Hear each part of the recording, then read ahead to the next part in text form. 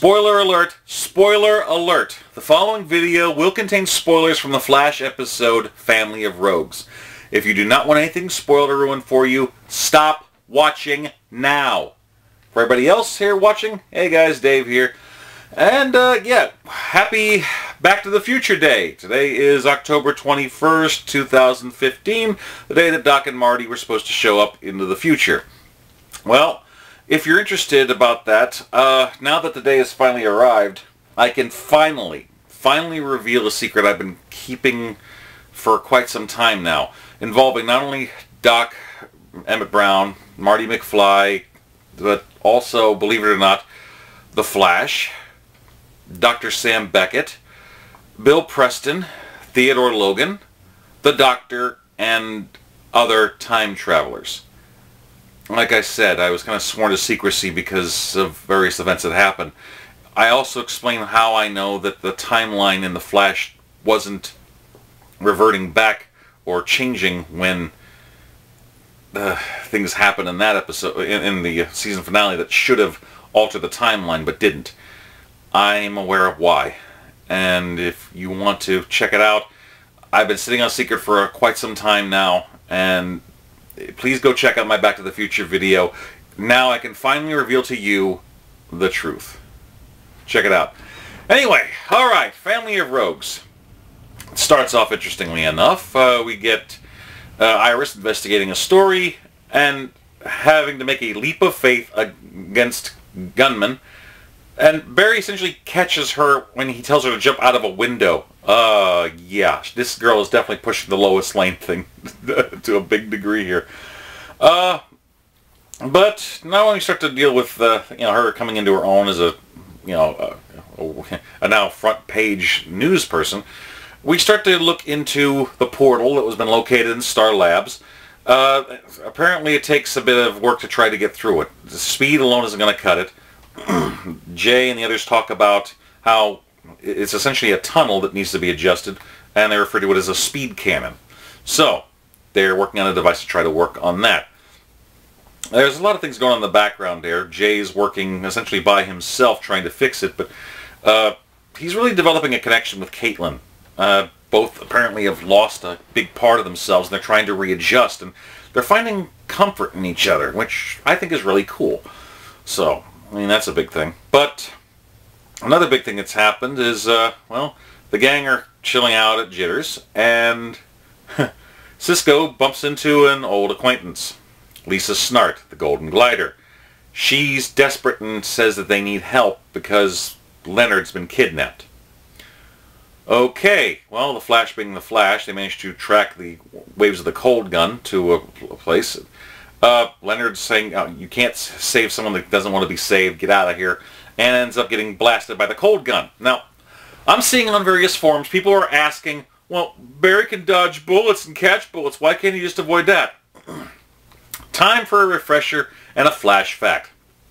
The cold gun works by slowing the speed of molecules in motion. See, everything has a temperature, and their molecules are in motion. The hotter the temperature, the faster they're moving.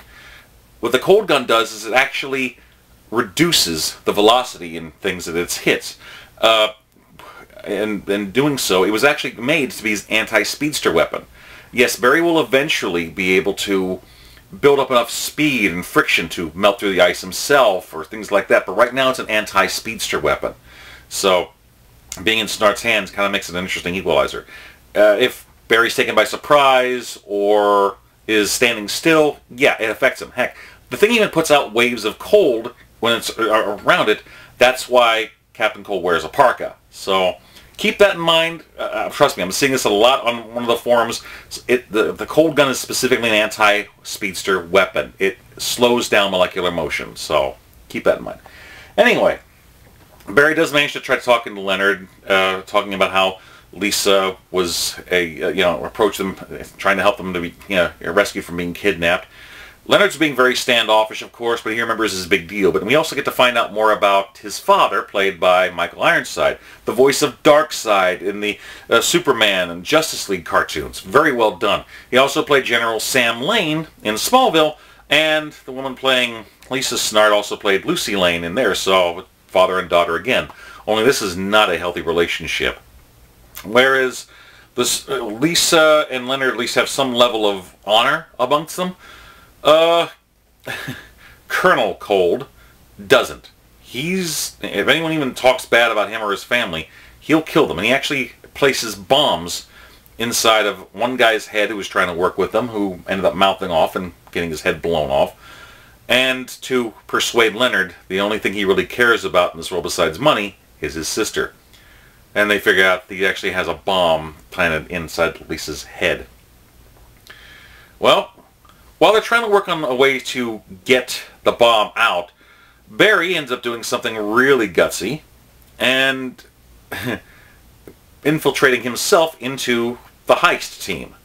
That was rather interesting and kind of ballsy. But, eventually they managed to find out what the big heist is. Cisco manages to finally safely remove the bomb from Lisa's head. And the Flash manages to tell him that, that Lisa's safe. And Leonard does the coup de grace on his own daddy. It's interesting, and see, that's the thing. I don't want to root for the villains. I don't want to do that.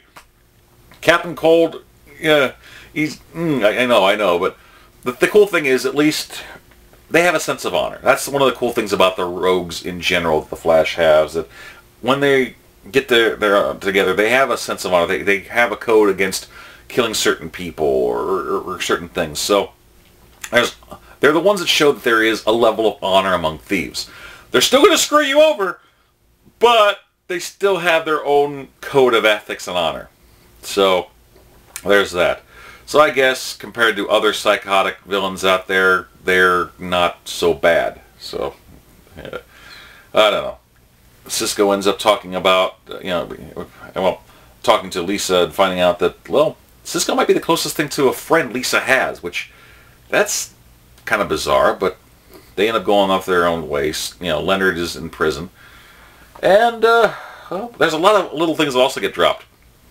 Because of Iris's mother coming back, we get to find out just how much Joe's been hiding from her. That Iris's mom was actually a drug addict. And Joe told Iris that she had died to try to save her from that trauma.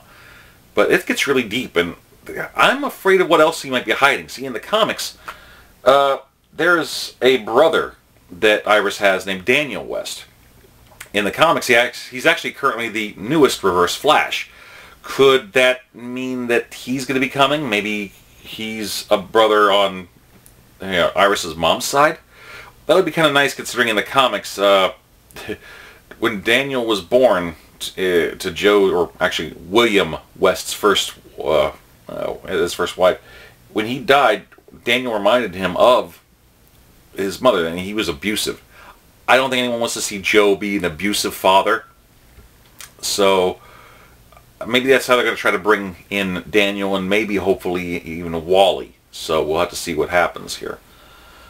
But we all know how Iris reacts when people are keeping secrets around her, so that's always a gamble. Finally, he does manage to reveal it, and she actually takes it better than expected, so that's something. Also, when Jay is talking to Caitlin, we get to find out something really bizarre. Here's the weird thing. Apparently, when he's talking about how he separated the heavy water so it doesn't create radiation, it turns out that he talked about a particle accelerator did go off on Earth too as well. So that's a link between the Flashes. I thought that was pretty cool. Now, the speed cannon, or the portal, is finally stabilized. Professor Stein has another reaction where he goes into blue flame and collapses on the floor again. That's going to lead up into next week's episode, and oh my god, it's going to be so awesome. I already can't wait for it. Plus, the epilogue is back, and the portal, now that it's been stabilized on Earth 1's side, someone comes through. And it's Dr. Harrison Wells. Dun dun dun! Oh! I cannot tell you how excited I am for this show. I love it, I love it, I love it. I can't wait for every episode every week. So, I think that overall it's this episode was good. I don't think it was quite as good as, say, like The Flash of Two Worlds or that, but it definitely had its own pace, and this is going to set things up for Leonard Snart eventually be going on Legends of Tomorrow and stuff like that, so it does lead up to it. Overall, I thought it was a pretty good episode, and worth checking out. If you don't like rooting for the bad guys, you're not going to like this episode, I don't think. But if you like the whole kind of heist thing, I'm not picking my nose, I'm scratching. It's right there. I don't know what the heck it is. The weather's been changing here and there, so it's setting my allergies off. Thankfully, I'm not sneezing my head off, but I got a little itch, so please pardon me, okay? I'm not picking boogers. Ugh. Anyway, what did you guys think of The Family of Rogues? Please like, comment, subscribe, share, pass this around, and if you have an extra 10 minutes, please go back and check out my Back to the Future Day video. As I said, it reveals some very big secrets involving time travel and why the world is currently the way it is. So, it's worth taking a peek at, I think. So, can't wait to see you guys later. I'm not sure when I'm going to be doing my next videos here. We'll just have to see. So, until next time, guys, Dave signing off. Peace. Yum, yum.